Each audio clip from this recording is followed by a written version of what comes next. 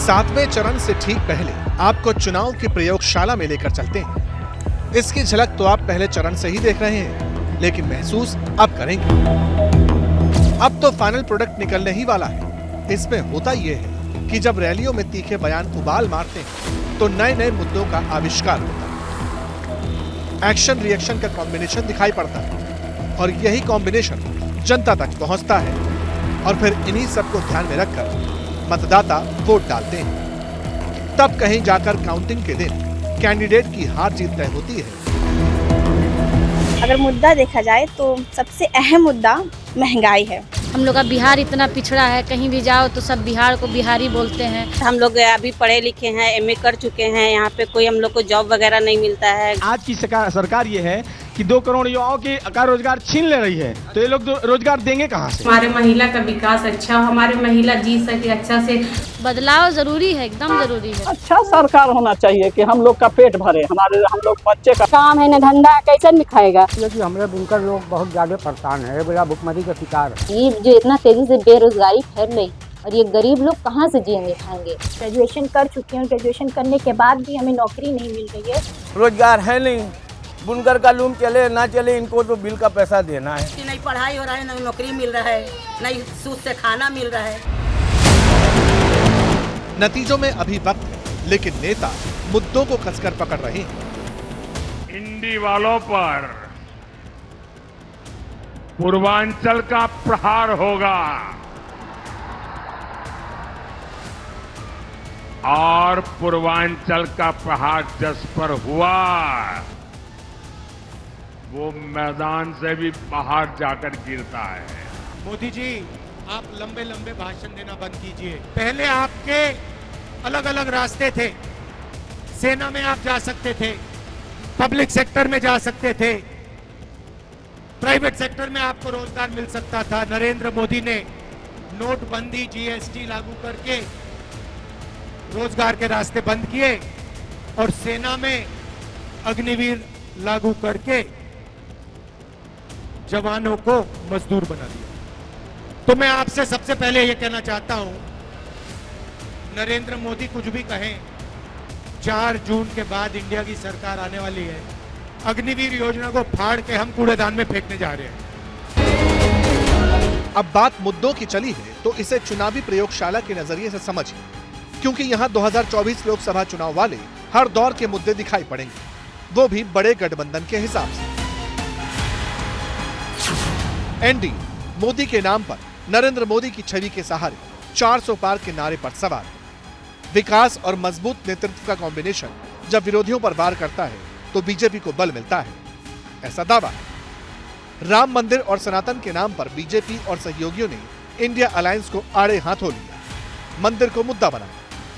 लेकिन चुनाव में घुमाव तब आया जब घुसपैठिए, मंगलसूत्र जैसी बातें होने लगी। उसमें भी राहुल के करीबी सैम पित्रोदा ने विरासत टैक्स पर बयान देकर वार को नई धार दे दी। चौथे चरण के बाद तो आरक्षण संविधान के नाम पर बीजेपी ने कांग्रेस को दलित, आदिवासी और ओबीसी विरोधी कहना शुरू कर दिया। हालांकि इन सब के बीच बीजेपी ने एक मुद्दा पकड़े रखा, मुस्लिम आरक्षण, धर्म के आधार पर आरक्षण। इसी को लेकर अभी तक आगे बढ़ भी रही है।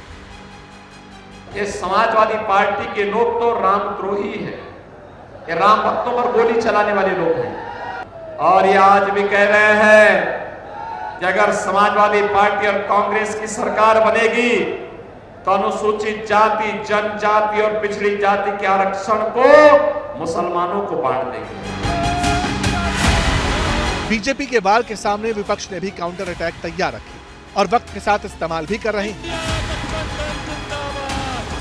इंडिया अलायंस ने चुनाव से पहले ही जातिगत जनगणना को मुद्दा बना दिया, जिसकी जितनी हिस्सेदारी उसकी उतनी भागीदारी वाली बात पहुंचाई। एक और बात पकड़ कर रखी, नौकरी और बेरोजगारी। इसके साथ पेपर लीक को भी राहुल गांधी हर रैली में बोल रहे हैं, मोदी सरकार को घेरते हैं। राहुल ने भारत जोड़ो यात्रा निकाली। इसके बाद से आम जनता पर महंगाई की मार को भी चुनावी कैंपेन में शामिल किया। आरक्षण को लेकर कांग्रेस ने बीजेपी नेताओं के बयान गिराए, दावा किया कि अगर मोदी सरकार फिर से बने तो आरक्षण खत्म करवा दिया जाएगा।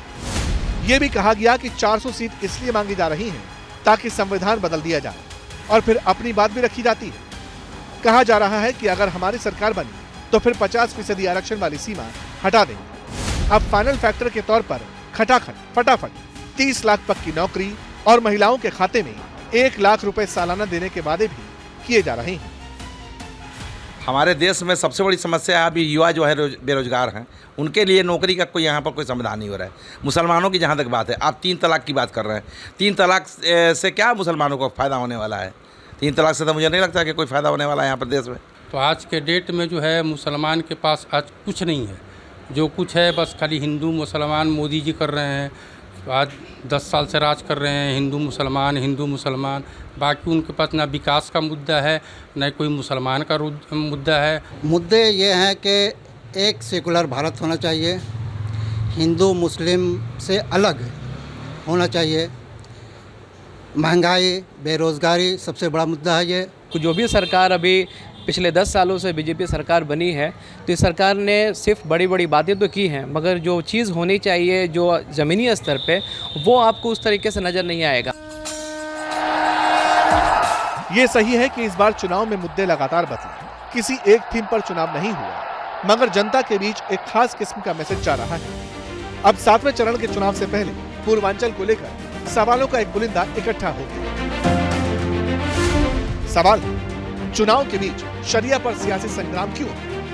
क्या चुनाव को अलग दिशा में ले जाने की कोशिश है? क्या 7वें चरण में वोटों का ध्रुवीकरण करना ही मकसद है? मुस्लिम आरक्षण के नाम पर किसके वोट बढ़े? ओबीसी लिस्ट की समीक्षा के नाम पर किसकी सीट बढ़ेगी? क्या ध्रुवीकरण सत्ता के सिंहासन तक पहुंचाएगा? सरकार अच्छी चाहिए हम लोगों को, जो हर काम पूरा कर सके, महंगाई भत्ता कम कर सके। गरीब को बहुत दिक्कत है, जो जिसके पास पैसा तो खा लेता है, जो गरीब वो कैसे खा पाएगा। महिला को उम्मीद पे कि सबसे पहले कि आप लोग महंगाई कम करें, उसके बाद शिक्षा में आगे करें। जैसे जैसे और भी स्टेट हैं, हम लोग का बिहार इतना पिछड़ा है, कहीं भी जाओ तो सब बिहार को बिहारी बोलते हैं। एजुकेशन मामला में बिल्कुल पीछे है, तो थोड़ा एजुकेशन पे ध्यान दें, गरीब लोग के लिए कुछ करें, जॉब दें। बदलाव ज़रूरी है, एकदम ज़रूरी है। सरकार को अच्छा करना चाहिए और क्या करना चाहिए। क्या काम कहाँ, इतना महंगाई बढ़ा हुआ है, सब चीज़ बढ़ा, सब चीज़ पे तो महंगाई, महिला का कोई यही नहीं है। एक महिला के तौर पे तो यही मुद्दा है सर, कि जो महंगाई है सबसे पहले उसको कम करना चाहिए। जो बेरोजगारी है वो होना चाहिए, बेरोजगारी के ऊपर आप लोग ध्यान दीजिए।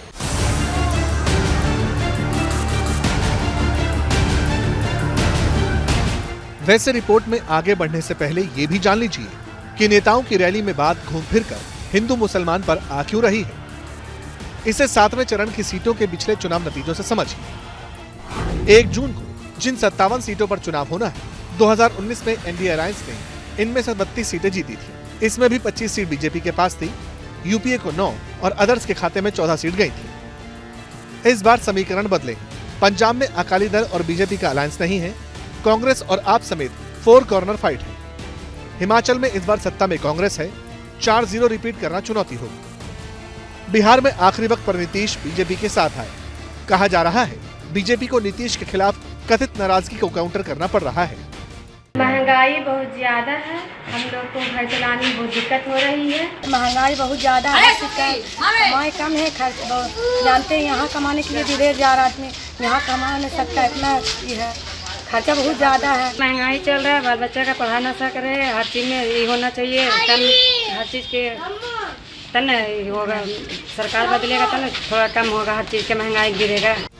यूपी में इस बार कांग्रेस और अखिलेश यादव साथ, बीएसपी अलग लड़ रही है, इसीलिए बात खुल्लम खुल्ला जातिगत समीकरण पर भी आ गई। लेकिन मुद्दा जो मेन है वो बस यही है, एजुकेशन का मुद्दा है, महंगाई का मुद्दा है, और ये मेन मुद्दा है। सबसे बड़ी चीज समस्या ये कि कोई नेता किसी विपक्ष या पक्ष का कोई आ ही नहीं रहा। हम लोग शकल तक नहीं देखेंगे, अब क्या बताओ, इससे ज़्यादा क्या बताओ। एजुकेशन बहुत महंगी है, बच्चे बेरोजगार हैं, और इतने हाई क्वालिफाइड होकर के बच्चे बेरोजगार चल रहे हैं। विकास है का हो रहा है, नाली गलत बन रही है, पानी सब लीकेज ठीक नहीं हो पा रहा है, सड़क नहीं सही है, पानी की निकासी नहीं सही है, क्या विकास है। सरकार जो चला रही थी पिछले सालों से, बहुत महंगा सब कुछ चल रहा था, हर एक चीज भी। इस बार पूरे देश में बेरोजगारी मुद्दा है, शिक्षा, स्वास्थ्य, रोटी, कपड़ा, मकान, यही मुद्दा है।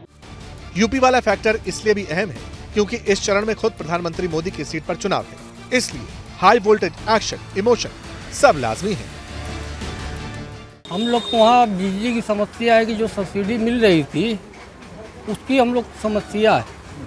गवर्नमेंट अगर कोई सब्सिडी हम लोग को दे बिजली पर, पावर लूम पर, तो ये और बेहतर होगा। और बाकी सब काम ठीक है इनका। ये कि हमारे बुनकर लोग बहुत ज़्यादा परेशान है, बड़ा भुखमरी का शिकार है। इसमें कोई क्या बुला के एक दिन हो जाता है, फाका पाती एकदम नहीं है, खाने के नहीं है। बेरोजगारी, बुनकरों का पलायन रोकना और तरह तरह की छूट में मुब्तला करके जो नफरत की आग लगाई जा रही है उस आग को बुझाने के लिए हम लोग अपने लोकतांत्रिक अधिकार का इस्तेमाल करेंगे। रोजगार नहीं है, मोदी जी इस पर ध्यान नहीं दिए। यहाँ बनारस के बुनकर बहुत से दूसरे शहर में चले गए। ये सब चीज़ की कमियां हैं। मगर 2019 के नतीजों के साथ यूपी की उन 13 सीटों का अलग से असेसमेंट क्या कहता है, ये भी समझ लीजिए। 7वें चरण में यूपी की 13 सीटें महाराजगंज, गोरखपुर, कुशीनगर, देवरिया, बांसगांव, घोसी, सलेमपुर, बलिया, गाजीपुर, चंदौली, वाराणसी, मिर्जापुर और रॉबर्ट्सगंज में चुनाव। बीजेपी ने 13 में से 10 पर कैंडिडेट उतारा है। 3 सीट पर सहयोगी अपना दल एस और ओपी राजभर की पार्टी चुनाव लड़ रहे हैं। इंडिया अलायंस की तरफ से समाजवादी पार्टी 9 और कांग्रेस 4 सीट पर दांव आजमा रही है, जबकि मायावती की बीएसपी सभी 13 सीट पर चुनाव लड़ रही है।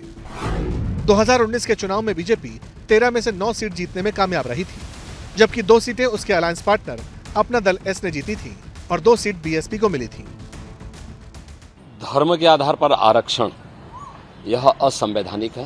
कांग्रेस और उसके सहयोगी इंडी गठबंधन से जुड़े हुए दल हैं, इन लोगों में एक होड़ सी लगी है मुस्लिम आरक्षण देने का। बिहार के अंदर लालू जी पहले ही बोल चुके हैं, मुसलमानों को, सभी मुसलमानों को आरक्षण मिलना चाहिए। इसका मतलब आरक्षण कहाँ से मिलेगा?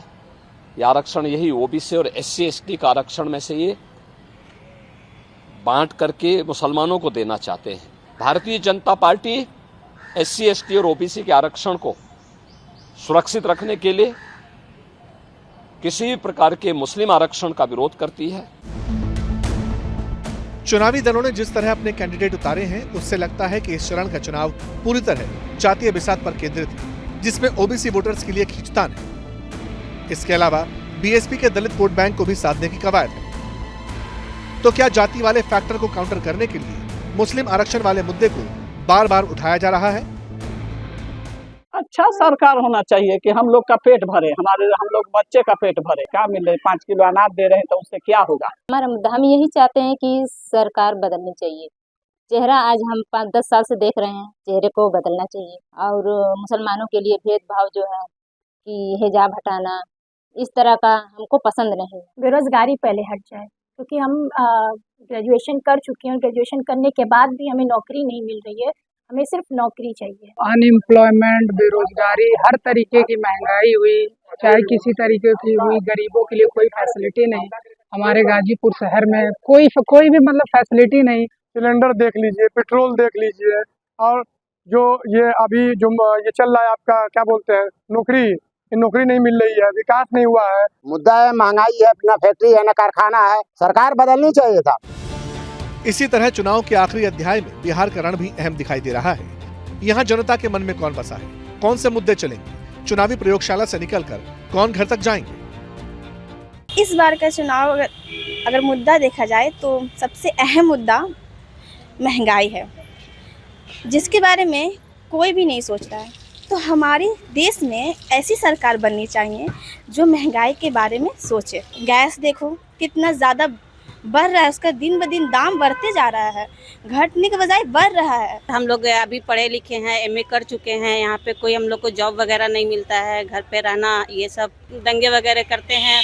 वो सब बदलाव होना चाहिए, सरकार बदलाव करे, उस सब पे ध्यान दे सरकार। अच्छा सरकार चाहिए, बस जो हमारे महिला का विकास अच्छा हो, हमारे महिला जी सके अच्छा से, उसके साथ रास्ता चलती छिड़कानी ना हो, वो उसका अधिकार जो है उन्हें मिले। पढ़ लिख कर भी कुछ कर नहीं पा रही है, सरकार उसे दे नहीं कुछ पा रहा है। महिला के साथ बहुत अत्याचार होता है, दहेज के लिए परेशानी होता है, उसे ससुराल में तंग किया जाता है, इस पे भी रोक हो।